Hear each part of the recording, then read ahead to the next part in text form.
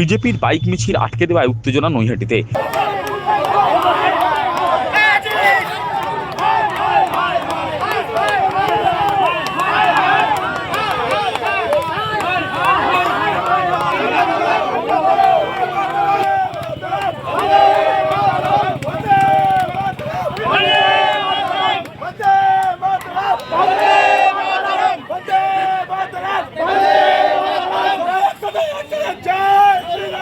পরিবর্তন যাত্রার সমর্থনে শনিবার নৈহাটির নদিয়া জুট মিল মোড় থেকে শুরু হয়েছিল বিজেপি যুব মোর্চার উদ্যোগে বাইক মিছিল। আরবিসি রোড ধরে এগোতেই গৌরীপুর পোস্ট অফিস মোড়ে পুলিশ ব্যারিকেড করে সেই মিছিল আটকে দেয়। পুলিশি বাধা ঘিরে উভয় পক্ষ ধস্তাধস্তিতে জড়িয়ে পড়েন। বাইক মিছিলে যোগ দিয়ে বিজেপি যুব মোর্চার রাজ্য সম্পাদক উত্তম অধিকারী বলেন, বাংলায় পরিবর্তনের লক্ষ্যে এই বাইক মিছিল। তার দাবি, বাংলায় পরিবর্তন হলে তৃণমূলের কাটমানি ও তোলাবাজি বন্ধ হয়ে যাবে, তাই ওরা পুলিশকে কাজে লাগিয়ে পরিবর্তন যাত্রা আটকাচ্ছে। বাংলার যুবকদের ভবিষ্যৎ পরিবর্তনের বাইক র্যালি, ফুচকা বেচা থেকে যাতে ইন্ডাস্ট্রিতে কাজ পায় সেই জন্য বাইক র্যালি, যুবকদের টোটো চালাতে যাতে না হয়, যুবকরা কলকারখানায় কাজ করে সেই জন্য এই পরিবর্তনের বাইক র্যালি।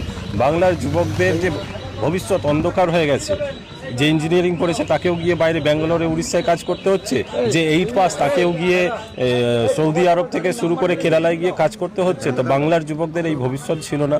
এই ভবিষ্যৎ পরিবর্তনের জন্যই পরিবর্তন দরকার।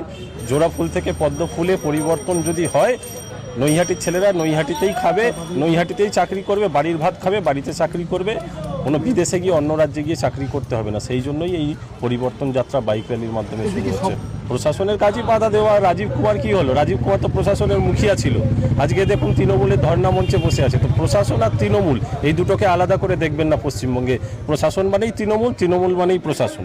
বিজেপি এলে তো আর তোলাবাজি হবে না, বিজেপি এলে চুরি চিটিংবাজি হবে না, বিজেপি এলে একটা ঠেলাওয়ালার কাছ থেকে যে দিনে 300 টাকা বিক্রি করে 50 টাকা কাটমানি নেওয়া হবে না। সেই জন্য বাধা তো দেবে। ওদের তৃণমূলের মূল সমস্যা হচ্ছে টাকা ভাগাভাগি নিয়ে। বিজেপি এলে এটা পাবে না, সেই জন্যই সমস্যা। অপরদিকে যুবনেতা সৌম্যদীপ মোদক বলেন, তৃণমূলের নির্দেশে দলদাস পুলিশ তাদের বাইক মিছিল আটকে দিয়েছে, কিন্তু 2026 সালে বাংলার মানুষ এর জবাব দেবে। শান্তিপূর্ণ র্যালি, যুব সমাজের র্যালি, বিজেপি যুব মোর্চার র্যালি, এই বাংলায় দুর্নীতির বিরুদ্ধে পরিবর্তনের পক্ষে র্যালি, যেখানে সাধারণ মানুষ স্বতঃস্ফূর্তভাবে আমাদের এই র্যালিটাকে সমর্থন করছে। সেই জায়গায় এই দলদাস পুলিশ এই তৃণমূলের ইনস্ট্রাকশনে আমাদের এই র্যালিটা এখানে আটকে দিয়েছে। একটা শান্তিপূর্ণ র্যালি কখনোই দলদাস পুলিশ এভাবে আটকাতে পারে না।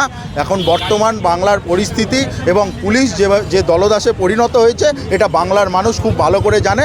এর যোগ্য জবাব বাংলার মানুষ। পুলিশকে ইন্টিমেশন দিয়েছিলেন? অবশ্যই আমরা ইন্টিমেশন দিয়েছিলাম। আমরা যে কোনো সাংগঠনিক কাজ সাংগঠনিক নিয়ম মেনে প্রশাসনকে আমরা সমস্ত রকম সহযোগিতা যাতে প্রশাসনের সাথে হয় সেই রকমভাবে আমরা প্রত্যেকটা প্রোগ্রামে আমরা পুলিশকে ইন্টিমেশন দিই।